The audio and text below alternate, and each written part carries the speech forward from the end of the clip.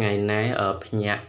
មកមិនដឹងថាគួរទៅធ្វើអីញ៉ាំក៏ឆ្លៀតពេលយកម៉ូតូទៅចាក់សាំង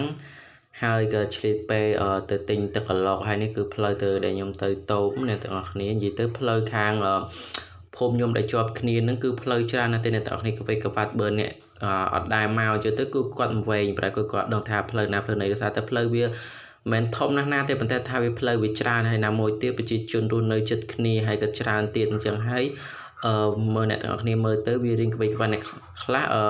ខ្ញុំជិះខាងនោះហើយអាខ្លះទៀតខ្ញុំជិះខាងណៃហើយនេះផ្លូវដែលខ្ញុំទៅទិញទឹកកន្លុកនិយាយទៅខ្ញុំធ្លាប់ទៅទិញគាត់ពី3ដងដែរហើយខ្ញុំក៏ធ្លាប់ថតវីដេអូប្រាប់អ្នកទាំងអស់គ្នាដែរប៉ុន្តែឧស្សាហ៍ទាំងឯហ្នឹងខ្ញុំឆ្លៀតពេលទៅចាក់សាំងហើយក៏ឆ្លៀតពេលទៅទិញទឹកកន្លុកប្រហែលទៅហើយនេះគឺជាតូបដែលខ្ញុំទៅទិញទឹកកន្លុកអ្នកទាំងអស់គ្នាហើយនេះគឺទឹកកន្លុកបានមកហើយអ្នកទាំងអស់គ្នានិយាយទៅទឹកកន្លុកបើអ្នកទាំងនេះឆ្ងាញ់អ្នកទាំងអស់គ្នាវាអត់សូវផ្អែមដោយសារតែខ្ញុំអត់ប្រាប់គេឲ្យដាក់ផ្អែមពេកចឹងហើយគឺថាមកល្មមដែលយើងអាចហូបបានហើយក៏ឆ្លៀតពេលទៅមើលជែកខ្ញុំនិយាយទៅជែកខ្ញុំគឺថាធ្វើអត់មានការទេអ្នកទាំងអស់គ្នាវាដុបផ្សឹកអស់លលេងប្រហើយដោយសារតែវាត្រូវទឹកសើមហើយណាមួយទៀតមិនវាភ្លៀងចឹងហើយក៏វាអត់កើតធ្វើវាអត់កើតវាត្រូវទឹកភ្លៀងក៏ដុបផ្សិតហើយក៏ខ្ញុំរៀបចំអីរួចហើយក៏ខ្ញុំឆ្លៀតពេលមកដាំតឡានិយាយទៅតឡាខ្ញុំដែលនៅមកគុំដែលខ្ញុំថាថតឲ្យអ្នកទាំងអស់គ្នាមើលហ្នឹងដោយសារតែរកកន្លែងដាំអត់ឃើញអញ្ចឹងហើយក៏ខ្ញុំក៏យកមកដាំចិត្តគ្នាហើយណាមួយទៀតគឺវាធំហើយទៅយើងឆាប់ដាំវាឲ្យហើយកុំឲ្យវាធំពេកចឹងទៅវាពិបាកហើយរៀបចំរួចអស់ហើយក៏ខ្ញុំឆ្លៀតពេលហ្នឹងមកធ្វើម្ហូបនិយាយទៅគឺមួយថ្ងៃនេះគឺថាធ្វើគ្រប់មុខប្រៃហើយធ្វើម្ហូបនេះគឺអត់មានធ្វើអីទេអ្នកនរគ្នាឆាសាច់ជ្រូកដោយសារតែម៉ែខ្ញុំគាត់ទិញសាច់ជ្រូកគេហើយនឹងបន្លែមកហើយក៏រនឹកថាមិនต้องធ្វើអីក៏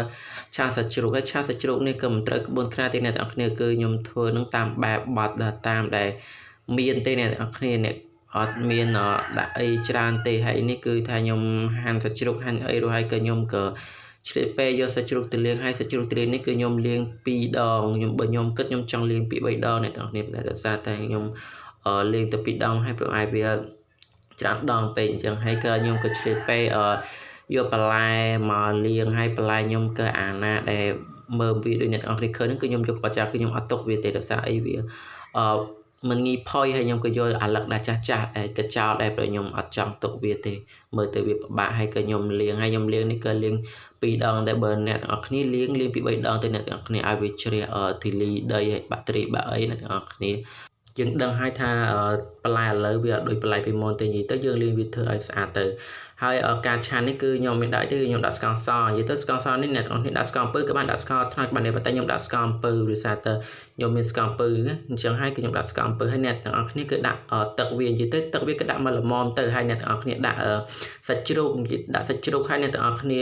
ឆាវាត្រឡប់ធ្វើមកវារីកខាសទឹកហើយអ្នកទាំងអស់គ្នាដាក់បន្លែ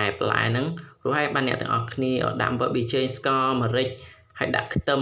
និយាយទៅអ្នកទាំងអស់គ្នាដាក់ខ្ទឹមសក៏បានប៉ុន្តែខ្ញុំដាក់ខ្ទឹមលឹកដោយសារតែខ្ញុំអត់មានខ្ទឹមសអញ្ចឹងហើយគឺខ្ញុំដាក់ខ្ទឹមលឹកអញ្ចឹងទៅគឺអត់អីទេអ្នកទាំងអស់គ្នាគឺរសជាតិវាគឺអាចយកបានប៉ុន្តែខ្ញុំឆានេះគឺខ្ញុំដាក់ស៊ុបខ្នុរដើម្បីឲ្យវាមានរសជាតិកាន់តែឆ្ងាញ់ទៀតអ្នកទាំងអស់គ្នាហើយអ្នកទាំងអស់គ្នាគឺឆាវាឆាចុះឡើងឲ្យវា